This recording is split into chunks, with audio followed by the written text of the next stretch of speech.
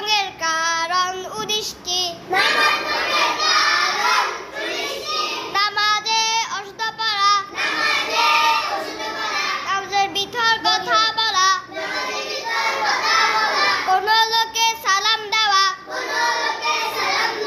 সালামের উত্তর দেওয়া, উহ আহ শব্দ করা, বিনোদনে কাশা,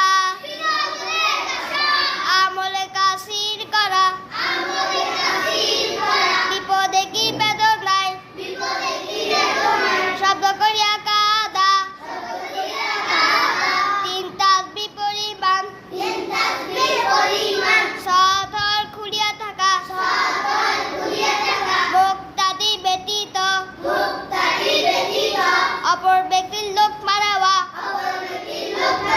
সুসংবাদ ও দুঃসংবাদে উত্তর দেওয়া, নাপাক জায়গায় সিজদা করা, কিবলা দিক হইতে সিনা ঘুরিয়ে যাওয়া, নামাজে কোরআন শরীফ দেখিয়া পড়া, নামাজে শব্দ করিয়া হাসা,